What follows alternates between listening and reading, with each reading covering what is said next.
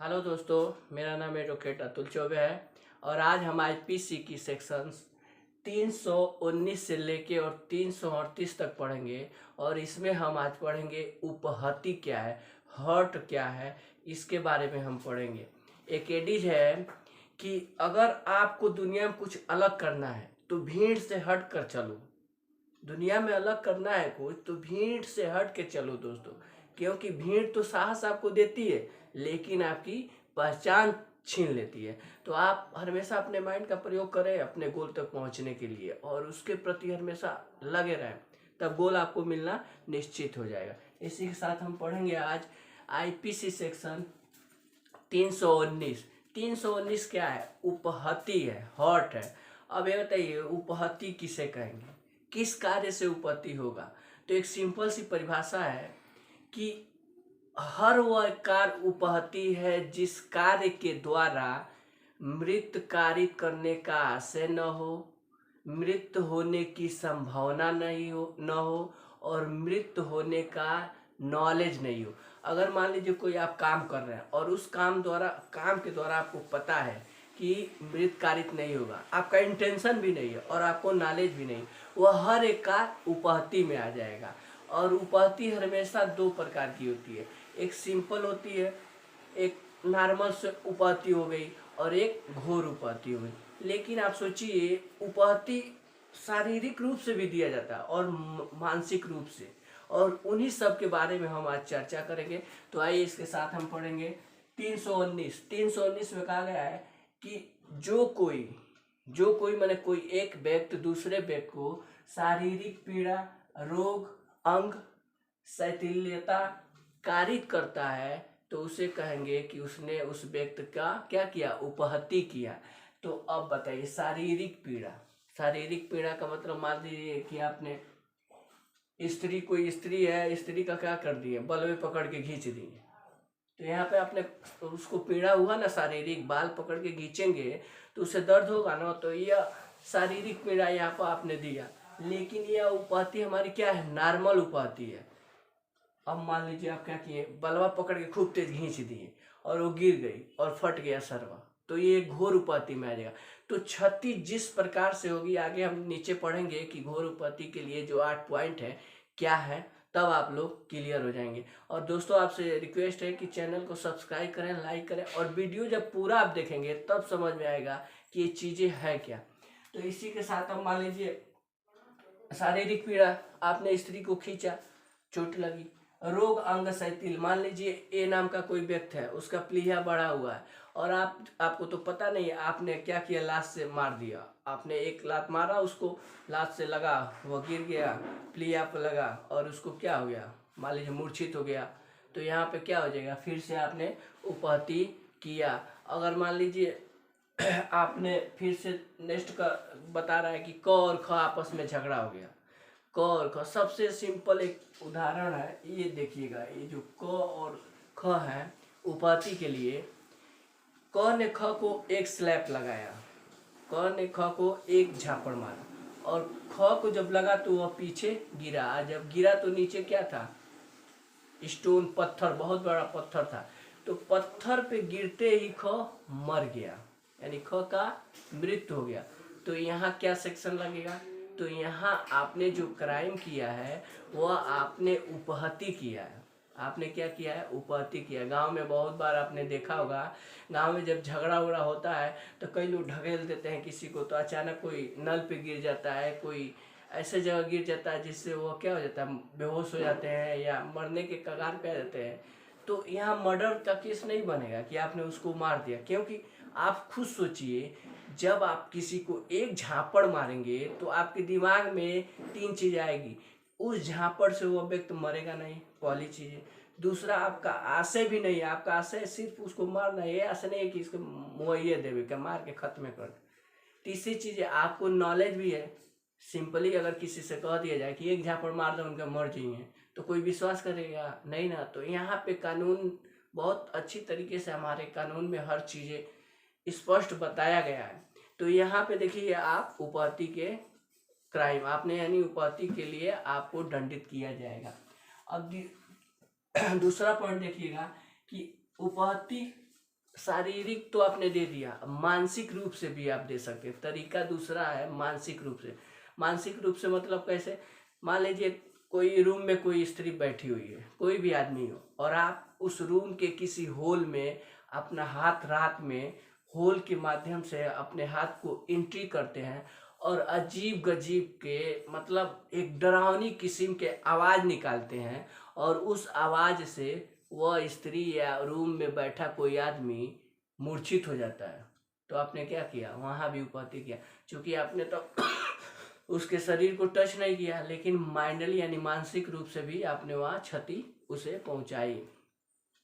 तो ये हो गया। अब देखिए उपहति कार्य करने के लिए आप विष, किसी के भोजन में विष मिला देते हैं और वो खाता है, बीमार पड़ जाता है, तो यहाँ भी उपहति होगा। घास में हंसिया, मान लीजिए कोई टहल रहा है रोड पे, आपने रोड पे कुछ कांटे बिछा दिए हैं या कोई जगह घास ओस है वहाँ हंसियाँ बिछा दिए हैं कि भाई टहल रहा है तो आएगा, टहलते हुए पैरवे में धंस जाएगा, मजा आ जाएगा। तो गांव में ये सब चीज़ें पहले किया जाता था कि भाई इस गली में ये डाल दिया जाए, वो आएगा तो फंसेगा। गड्ढा खोद देना आप गड्ढा खोद दिए कि भाई कोई आएगा गिरेगा तो चोट लगेगी, उपहति। आप सोचिए जब 299 हम लोग पढ़ रहे थे तो उसमें भी गड्ढा था। दृष्टांत जब हम लोगों ने पढ़ा तो उसमें था कि गड्ढा खोद देना, उसके बाद कोई आया गिर गया मर गया। अब आप गड्ढा खोदेंगे और कोई व्यक्ति आ रहा है और गिर गया मर गया, तब आप 299 के दोषी होंगे, आपराधिक मानववध के दोषी होंगे। अगर वो बच गया, क्षति लगी उसे, यानी क्षति आई उसे, तो वो आपको घोर उपहति के आप दोषी होंगे। तो इस तरह से यह क्लियर हो गया। बाकी आप लोग देख लीजिएगा। अब हम सबसे इम्पोर्टेंट पढ़ेंगे 320 घोर उपहति। ये 320 जो है आईपीसी का सेक्शन, इससे प्री में क्वेश्चन बनता है, मेंस में क्वेश्चन बनता है। तो दोस्तों यहाँ पे आपको 320 को हमने एक सूत्र बनाया है, ध्यान से सुनिएगा। 8 इसमें क्लास है। क्लास का मतलब 8 पॉइंट है, जिसके वजह से आप किसी भी हट को, उपहति को घोर उपहति और समान उपहति में डिवाइड कर सकते हैं। अगर ये 8 चीज़ें लागू हो गई, 8 में से कोई भी एक चीज़ें अगर लागू है तो वह घोर उपहति होगी। सुनिएगा। पाक के शक्ति का विच्छेद, सिर चेहरे विद्रुपीकरण, दांत भंग। अब ये देखिएगा, पाक हमारा दुश्मन है। पाक जो है हमारा क्या है, पाकिस्तान हमारा दुश्मन है। तो पाक के शक्ति का विच्छेद हम क्या करेंगे इसमें 320 में कि पाक के शक्ति का विच्छेद करेंगे। पी से पुंसत्व हरण। पुंसत्व हरण का मतलब किसी आदमी के अंडकोश का समाप्त कर देना, यानी उसे नपुंसक बना देना। जैसे नहीं कि मर्दाना शक्ति का कम कर देना। पी से ए से होकर है आँख। अब बताइए जब वो नपुंसक होगा तो ए से आँख, यानी आँख की जो शक्ति है, आपका नेत्र की जो देखने की शक्ति है, उसको छीण कर देना। के से कर रहा है कान। कान की जो सुनने की शक्ति है उसको अस्थायी रूप से विच्छेद कर देना। अब देखिए पाक के यानी किसी भी अस्थि का भंग।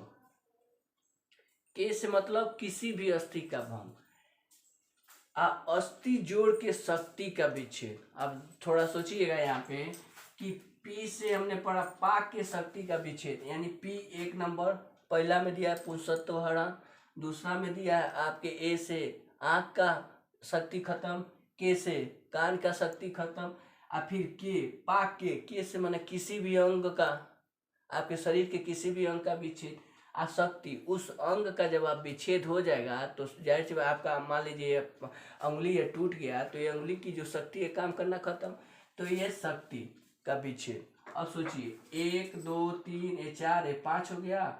अब देखिए जब आपके कान नाक सब शक्ति विच्छेद हो जाएगा पाक के, तो पाक क्या है, यानी पाकिस्तान वाले धड़ाम से नीचे गिरेंगे, और जब नीचे गिरेंगे तो उसके क्या पूरा सर फूटेगा, चेहरे का सिस्टम बिगड़ेगा।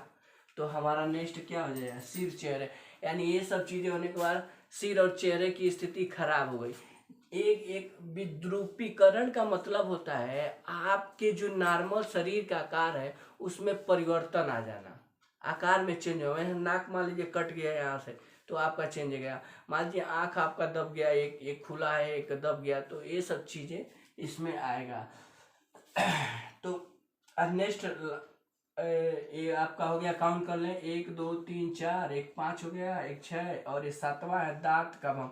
अब आप जब नीचे गिरेंगे तो आपका दांत का जो अस्थि है वो भी तो टूट सकता है भंग, तो ये भी घोर उपपत्ति में आएगी।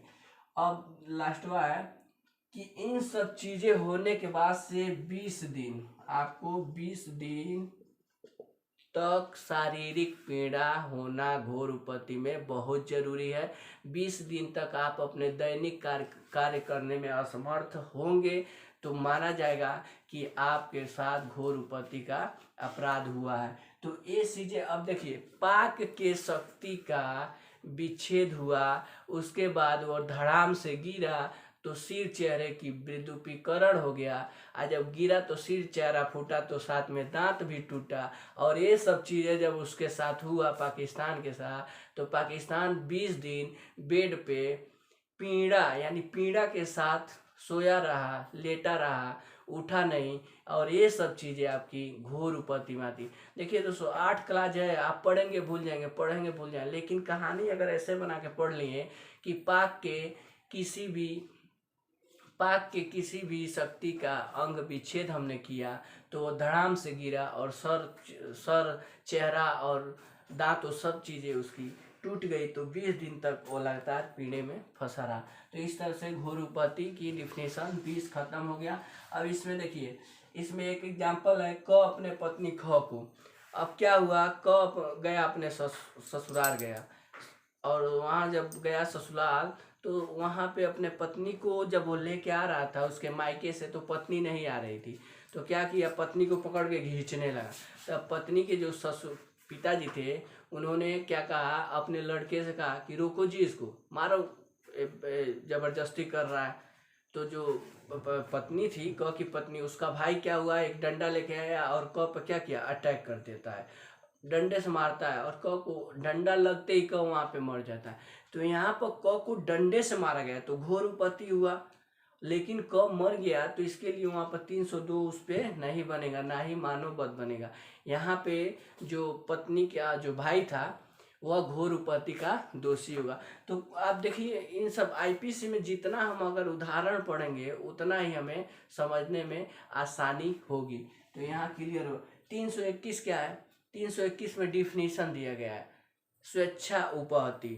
आप किसी काम से आशय ज्ञान के साथ स्वेच्छा उपपत्ति करने गए, स्वेच्छा मतलब किसी के ऊपर थूक दिए, किसी का बाल पकड़ के खींच लिए, तो इसके बारे में 321 में डिफिनीशन है। 322 में घोर उपपत्ति के बारे में डिफिनीशन बताया गया। और 323 आप आम नॉर्मल देखते होंगे कोर्ट में, 323 बहुत फेमस है, कोई भी एफआईआर हो 323 रहता। तो 323 का मतलब ये हुआ कि आपने दूसरे व्यक्ति को क्या किया, या तो झापड़ मारा होगा, या तो उन्हें उनके ऊपर थोड़ा बहुत अटैक किया होगा। तो 323 में उपपत्ति, नॉर्मल उपपत्ति के लिए दंड का प्रावधान किया गया। नॉर्मल उपपत्ति पढ़ना तो ऊपर आप देखिएगा। अब सबसे इम्पोर्टेंट सेक्शन 324 है। 324 में बताया गया है कि असंवेदन काटने के, यानी असंवेदन काटने के किसी उपकरण द्वारा, हथियार द्वारा, या कोई मान लीजिए खूब नोकीला लंबा छड़िया ले लीजिए, चाहे टांगी ले लीजिए, काटने वाला धाब्बा उब्बा होता है ना गांव में, टंगली उंगली, वो सब चीज़ें ले लीजिए, या कोई ऐसा चीज़ जो आक्रमण करने में है, चाकू ले लीजिए, और खूब तेज आक्रमण करने के लिए होता है चाकू ना, वह चीज़ें ले लीजिए जिससे आपको लगे कि अगर इनसे हम आप दूसरे व्यक्ति पर अटैक करेंगे तो उसका मृत्यु कारित होना निश्चित है। और उसके द्वारा फिर से कर रहे हैं, कोई अग्नि पदार्थ यानी पेट्रोल ले लिया आप और किसी के घर में फेंक दिए, या कोई नशीली दवा ले लिए, या कोई ऐसा चीज़ ले लिए जिसको जलाने से वो गैस में परिवर्तित हो जाए, और उसके द्वारा जब आप किसी पे उपहति करेंगे तो 324 यहाँ सेक्शन लग जाएगा। और 324 नॉन बेलेबल ऑफेंस है, आप समझिएगा। और 324 पढ़ लिए तो 324 के साथ 326 भी आपको पढ़ना चाहिए। 324 में उपहति का प्रावधान किया गया और 326 में घोर उपहति का, दोनों का डिफिनीशन एक ही है। लेकिन खाली क्षति का अंतर बताया गया है। ध्यान से सुनिएगा, 324 में उपहति होता है और 326 में घोर उपहति होता है। और किसके द्वारा? ऐसे कोई हथियार जिससे आपको लगे कि मृत कारित करना उससे संभावना संभावना है, तो यहाँ ये चीजें बन जाएगी। अब 324 में 3 साल का सजा है, लेकिन ये नॉन बेलेबल ऑफेंस है। 325 पढ़ेंगे। 325 में कहा गया है कि घोर उपहति, जो आपने अभी पढ़ा है ना 322 में डिफिनीशन, तो घोर उपहति के लिए 325 में दंड है। ये आठों जो था पाक के शक्ति का विच्छेद, ये 8 काम, अगर आठों में से कोई भी आप काम कर देंगे तो सीधे 325 में आपको दंडित किया जाएगा। 7 साल की सजा है, जमानती अपराध है, सबसे सोचने वाली चीज है। 7 साल की ये सजा है, बेलेबल ऑफेंस है। इसमें केस है दुखमोचन पांडे स्टेट ऑफ बिहार। 325 में दुखमोचन पांडे स्टेट ऑफ बिहार में बताया गया था कि खेत में कुछ अभी जो मरा व्यक्ति था वो खेत में अपना काम वाम कर रहा था। अभियुक्त लैस हथियारों से लैस पहुंच गए वहाँ पे, और जब वहाँ पे गए तो काफ़ी लोग थे, 10, 12, 15, 20 अभियुक्त थे। उसमें से 2-3 अभियुक्तों ने क्या किया, कहा मारो उस सालों को। तो जब उसने ऐसे उत्प्रेरित किया तो बाकी जिनके पास हथियार थे, कौन से हथियार, जो कट्टा हो, बंदूक हो, जो धारदार हथियार हो, उन्होंने इसके कहने पर तुरंत क्या कर दिया, उसको पीड़िता को वहीं पे मार के ख़त्म कर दिया। तो उन लोग को 302 लगा और बाकी सब पे 325 लगा था, क्योंकि उन्हें एक उत्प्रेरित किया गया था। तो इससे क्या हुआ कि सब पे तो 302 लगेगा नहीं, सभी लोग पे लगेगा नहीं, लेकिन कोई कह दे मारो उसको, तो आपको तो पता है ना कि मृत्यु हो ही जाएगी, कारित हो जाएगी, आप तुरंत हथियार से घोंप ही दिए उसको। तो यहाँ पे एक केस पढ़ लीजिए, बहुत बड़ा केस है, इम्पोर्टेंट केस भी है। इसमें यही हुआ कि जितने अभियुक्त थे जो लैस थे उन्हें 302/34 में पनिशमेंट किया गया, बाकी को 325/34 में पनिशमेंट किया गया था। अब सेक्शन 326 आएंगे। 326 कहता है, 326 अभी हम लोग को पढ़ा है, 326 पढ़ा है। 326/24 में जो डिफिनीशन आपने, ये जो डिफिनीशन 24 का है हमारा, ये 24 का डिफिनीशन ही 326 का डिफिनीशन है। खाली अंतर क्या है, इसमें आपको अंतर मिलेगा, यहाँ उपहति होगा, उपहति हो जाएगा, यहाँ घोर उपहति हो जाएगा। यानी 326 में घोर उपहति 10 साल का सजा है। कोई भी मजिस्ट्रेट इसको भी देख सकता है। 326। अब सबसे इम्पोर्टेंट है 326A और 326B। 326A में कहा गया कि आप किसी व्यक्ति को जब अम्ल फेंक कर, अम्ल माने एसिड, तेजाब वजाब नहीं, मार्केट में सुनते हैं कि लड़की के ऊपर तेजाब फेंक दिया गया, पूरा जला दिया गया, तो 326 कहता है कि आप किसी व्यक्ति को एसिड फेंक दिए उसके ऊपर, उसको दे दिए, किसी अन्य तरीके से उसको जला दिए, उनके किसी अंग पे फेंक दिए, किसी अंग का असमर्थ बना दिए, शरीर को आंशिक रूप से कमजोर कर दिए, या अस्थायी रूप से विद्युपीकरण कर दिए, यानी अम्ल फेंक कर उसके हथवे जला दिए तो आकार में परिवर्तन हो गया। ये सब चीज़ें 326A में करेंगे तो आपको 10 साल की सज़ा, यानी 326A में 10 साल का सज़ा है। और ये सेशन ट्रायल है दोस्तों, इसमें सेशन कोर्ट आपको पनिशमेंट करेगी। और 326A 2013 में इसका संशोधन हुआ था, संशोधन पूछ लेता है।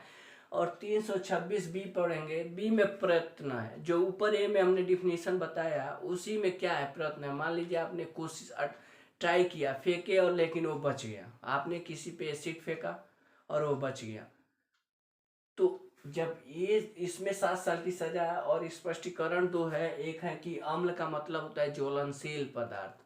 अम्ल ऐसा होना चाहिए जो क्षारक हो, ज्वलन हो, यानी आपके शरीर पे पड़े तो आपका स्किन जल जाए, ऐसा होना चाहिए। नहीं पानी फेंक दिए, हल्का सा बुदबुदाने लगा तो हम उसमें इसमें आ जाएंगे, इस सेक्शन में दोषी होंगे, ऐसा कुछ नहीं है। तो ये 326A और B है, इसमें आप थोड़ा आप दिमाग लगाइएगा, इससे क्वेश्चन बनता है। और प्री में तो श्योर है भाई बनेगा, प्री में तो बनना ही है। यानी अगर आप 320 पढ़ लिए, दिमाग में सेट हो गया, और 326A भी सेट हो गया, तो आपका आधा से अधिक काम यहाँ खत्म हो गया। यानी इस ये जो उपाधि है आप मास्टर हो जाएंगे। ए में कह रहा है कि भाई फेंक हो के उसको उपहति कर दे रहा है, घोर उपहति, और बी में ट्राई कर रहा है, कोशिश। और कोशिश के साथ अगर इसमें क्या है, 7 साल सजा है, और ये भी सेशन ट्रायल है। यहाँ तक हमने पढ़ लिया, खत्म कर लिया। अब हम 327 पढ़ेंगे। 327 में कहा गया है कि संपत्ति या मूल्यवान चीज अगर पुलिस आपसे लेना चाहती हो, संपत्ति अमूल्यवान चीज आपसे लेना चाहती हो, कोई व्यक्ति लेना चाहता है और उसमें आपको उपहति पहुंचाता है, तो ये 327 में 10 साल का दंड उसे दिया जाएगा, और 327 में ही वो दंडित होगा। अब देखिए यहाँ 10 साल है, लेकिन यहाँ सेशन ट्रायल नहीं है, कोई भी मजिस्ट्रेट कर सकता है। 328 है, 20 या नशीली दवा। 328 सोचिएगा, 328 सेशन ट्रायल है। इसमें क्या हुआ है कि आप किसी को उपहति पहुंचाने वाले हैं। मान लीजिए गांव में इस समय धान की खेती हो रही है और धान में छिड़काव वाली दवाएं आती हैं, वह दवा आप किसी को पिला देना चाहते हैं, पिला के उसे मारना चाहते हो। मारना नहीं मतलब दे दो पिला के, भाई खत्म हो जा, और वो पीता है और उसके साथ वो बच भी जाता है, तो यहाँ पे आप 328 में आपको दोषी माना जाएगा। और 328 में आप देख सकते हैं कि 10 साल का इसमें भी सजा है। इसमें कहा गया है कि नशीली पदार्थों के साथ आप किसी का उपहति कारित करेंगे या घोर उपहति कारित करेंगे तो इसमें दंडित होंगे। 329 पढ़िए। 327 के बाद 29 में आइए, तो 29 में कह रहा है 327 के, यानी जो 327 आप पढ़े उसी का 329 में अगर घोर उपहति करके काम करेंगे तो आपको दंडित किया जाएगा। 330 दे, 330 बहुत इंपॉर्टेंट है। अब पूछिए क्यों? क्योंकि जब पुलिस अपराधियों को पकड़ के ले जाती है तो 330 में क्या करती है, थाना में ले जाती है, खूब कूटती है, कहती है अपराध कबूल करो, तुम बताओ, कहो कि हम ही चोरी किए थे, हम ही रेप किए थे, हम ही मर्डर किए थे, हम ही लूट किए थे, हम ही डकैती किए थे। ये सब चीजें पुलिस 330 में आपसे थाने में जबरदस्ती करवाती है कि अपना अपराध कबूल करो। आप फिल्मों में देखते होंगे, कबूल करो, दिलवाले फिल्म देखे होंगे, उसमें जब अजय देवगन को लॉकअप में ले जाते हैं सब तो खूब पीटते हैं, कबूल करो कि सपना का कातिल तुम ही थे। तो ये सब चीज़ें पुलिस 330 का प्रयोग, ये 330 बहुत इंपॉर्टेंट है दोस्तों, करती है। और 331 क्या है, ये सब चीज़ें करने में, मान लीजिए आपको अपराध कबूल करवाने में 330 में उपहति कारित करती है और 331 में घोर उपहति, दोनों एक ही सेक्शन है। एक में मान लीजिए आपको आपका बाल नोचेगी 330 में कि अपराध कबूल कर भाई, जल्दी कर जल्दी कर, आप नहीं करेंगे तो 331 में अंगुलियाँ लगेगी तोड़ने, नाखूनवे लगेगी नोचने, तो यहाँ पे आपको करना। तो 330 और 31 आपको एक साथ पढ़ना है। 7 साल इसमें है और 10 साल इसमें सजा। 332 है लोक सेवक। लोक सेवक मान लीजिए कोई काम कर रहा है, आपके गांव में आ गया, चोरी डकैती हो रही है और पुलिस आ गई कि भाई हम एक हफ्ते सिरसिया को यहाँ गाँव में रुकेंगे और यहाँ सारी व्यवस्थाएं देखेंगे, वो अपना ड्यूटी कर रही है और कर रही, उसी के साथ आपने क्या किया, उसके ऊपर पत्थर चलाना चालू कर दिए आप, या किसी अन्य चीज़ से आपने उसे उपहति पहुंचाना चालू कर दी, तो आप 332 में आपको दोषी करार दिया जाएगा। और 303 साल की इसमें भी सजा है। और एक चीज़ और 353 भी है, 332 353, ये दोनों चीज़ें नॉन बेलेबल ऑफेंस है, इसमें आपको बेल नहीं दिया जाएगा। अगर आपने पुलिस को, लोक सेवक को उपहति पहुंचाया है या लोक सेवक पर आपराधिक बल का प्रयोग करते हुए हमला किया है तो आपको बेल नहीं दिया जाएगा। 353 भी आप जब पढ़ेंगे, अगले स्टेप में पढ़ेंगे हम लोग तो क्लियर करेंगे। इसमें आपराधिक बल का प्रयोग किया जाता है, हमला किया जाता है। 333 में आइएगा। 32 में तो आपने उपहति किया, 333 में घोर उपहति। अब मान लीजिए लोक सेवक का आपने पत्थर मारा या कोई अन्य चीज़ें लगा दी, अन्य चीज़ें से अटैक किया और उसे नॉर्मल क्षति आई तो उपहति हो गया। अगर आपने मान लीजिए लोक सेवक पर बंदूक से फायरिंग कर दिया, किसी धारदार हथियार से मार दिया और उसका हाथवे कट गया, अंगुली कट गया, सर फट गया, तो आप 333 में दोषी होंगे, 10 साल की सजा है इसमें।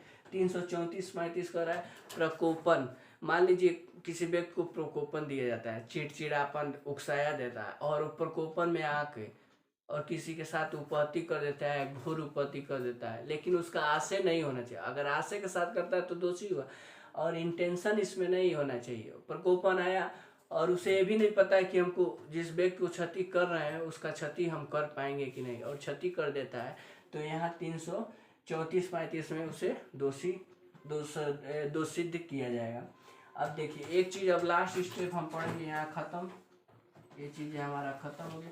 अब 336, 37, 38 ये तीनों सेक्शन आपको एक साथ पढ़ना चाहिए। 336 कहता है कि आप कोई ऐसा कार्य कर रहे हैं जिससे दूसरे का जीवन संकट में आ जाए। जैसे मान लीजिए आप गली पतला सा कोई गली है और गली में 4-5 लोग आ जा रहे हैं और उसी में आप इतना फास्ट बाइक चला रहे हैं कि जगह नहीं है कि आपका बाइक उस रेस में चले, तो वह लोग क्या हो जाते हैं, डर जाएंगे कि हट जाते हैं लोग, हट भाई हमारा अभी लड़ जाएंगे तो हम मर जाएंगे, हमारा पैर टूट जाएगा। तो अगर उस कार से लोगों में डर आ जाए आपके कार से, तो आप 336 में दोष सिद्धि आपको किया जाएगा। और दूसरी चीज, एक आईपीसी का ये सेक्शन 279 जब पढ़ेंगे, उतावलेपन से गाड़ी चलाना। 80 में आपने जलयान जो समुद्र है उसमें उतावलापन देना। 85 में विषैले चीज़ें जलाना वलाना। 86 में अग्नि विस्फोट करना। इन सब चीज़ों के माध्यम से किसी व्यक्ति में एक शंका पैदा कर देंगे, उसे को भय ला देंगे कि इन कार्यों से हो सकता है कि सामने वाले व्यक्ति को क्या हो, क्षति हो, घोर उपत्ति हो, उसका जीवन संकट में आ सकता है, वो मर भी सकता है। तो 336 में आप दोषी होंगे। 337 कहता है कि इन सब कार्यों से अगर किसी व्यक्ति को चोट लग गई, नॉर्मल चोट लग गई, तो आप 337 में आपको 6 माह की सजा दी जाएगी और 500 जुर्माना। नॉर्मल चोट मैंने गली में खूब तेज भगाते निकल गया और किसी को लग गया मान लीजिए और वो गिर गया, हल्का सा चोट लग गया, छील उल गया, तो आप 337 में दोषी हैं। और 338 देखिएगा, अब इन्हीं कार्यों के द्वारा, इन सब कार्यों से खाली उपपत्ति होगा तो आप 6 माह का। और घोर उपपत्ति का डिफिनीशन जानना है तो 320 आप पढ़िए जाके, आठों क्लास आपके दिमाग में होना चाहिए। और ये जब 3 उपपत्तियाँ घोर उपपत्ति हो गया तो आपका 2 वर्ष और 500 जुर्माना। इसमें एक एग्जाम्पल था, आप सोचिएगा कि एक आदमी था, वो अपना बैलगाड़ी क्या किया, एक जगह खड़ा कर दिया और उस बैल का जो कंट्रोल था बिना किसी को दिए क्या किया, चला गया मार्केट में। अब बैल क्या हुआ, बैल उतावले होते ही हैं, बैल ने क्या किया कि इधर उधर अपना बॉडी मूव किया, बैलगाड़ी वहीं से सरकने लगी और जब बैलगाड़ी नीचे सरकने लगी तो नीचे एक लड़का बैठा था, छोटा बालक था, उसी के ऊपर चढ़ गई, उसकी मृत्यु हो गई, वो मर गया। तो यहाँ पे आपको 338 में दोषी सिद्ध किया गया था। दोषी सिद्ध किया गया, भाई आपने जो आपका काम है वो उससे उस व्यक्ति की मृत्यु हुई है, उस बालक की मृत्यु हुई है, तो इसलिए आपको दोष सिद्ध किया जाता है। किसी प्रकार की कोई इसमें त्रुटियाँ होंगी तो आप कमेंट बॉक्स में कीजिए। चूँकि आज हमारा थोड़ा, मैं नॉर्मली अपने शारीरिक रूप से थोड़ा आज असमर्थता फील कर रहा हूँ पढ़ाने में, लेकिन एक चीज़ आपसे बता दूं कि 319 और 338 में आप लोगों को कुछ ज़्यादा नहीं पढ़ना, 320 पढ़ना है, 319 पढ़ना है। उपपत्ति है क्या, उपपत्ति 2 चीज़ें हैं, एक नॉर्मल उपपत्ति है, उपपत्ति एक घोर उपपत्ति। तरीका क्या है, आप शारीरिक रूप से देते हैं, मानसिक रूप से देते हैं। 320 ये इम्पोर्टेंट है, 320 पढ़िएगा। पाक के शक्ति का विच्छेद, चेहरे विद्युतीकरण। ये विद्युतीकरण का मतलब होता है आपका जो आकार है उसमें परिवर्तन, ये सब चीज़ें हैं। बाकी एक 326 में एक हम भूल गए 326 का एक केस था, एक उदाहरण था कि 326 में क्या होता है कि तीन आदमी एक गुरजप्पा नाम के व्यक्ति था, उसको दौड़ा रहे थे और एक के पास था धारदार हथियार, काटने थी था, कोई हंसिया या हंसिया नाम का कोई चीज था, और 2 लोग पत्थर लेके उसको दौड़ा रहे थे। जब उस व्यक्ति को ये तीनों पकड़े तो इसने अपने हंसिया से उसको क्या किया, घोंप दिया, यानी उसके बाड़ी में घापा खूब कई अटैक कर दिया, 3-4 बार घोंप दिया, वो मर गया। अब बाकी जो 2 खड़े थे वो पत्थर से उस व्यक्ति को मार रहे थे। तो यहाँ पे क्या हुआ, जो घोंपा था, चाकू मारा था पेट में, इसको 302 में दंडित किया गया था और जो पत्थर से वार किए थे उन्हें 326 में दंडित किया गया था। तो देखिए दोस्तों, मानववध, हत्या और उपहत्या, इन तीनों का डिफिनीशन मिलता जुलता है, खाली अंतर क्षति का है। अगर आपकी क्षति, आपका कार्य इस लायक है कि आपके दिमाग में नॉलेज है, संभावना है और ये ज्ञान है, आपका आशय है कि उससे मृत कारित होगा तो मानव वध होगा, और वही एक प्रबल दावेदार है, यानी ये पूरी संभावना है मृतकारी होगा तो 300 हत्या में आप जाएंगे। और आपके कार्यों से अगर ये संभावना है, आशय संभावना नहीं है, नॉलेज भी नहीं है, आशय भी नहीं है कि उस कार्य से मृत होगा, तो वह क्या हो जाएगा, उपहति में आएगा। और उपहति तो दो होता है ना, आपको पता है, उपहति एक घोर उपहति, एक नॉर्मल उपहति।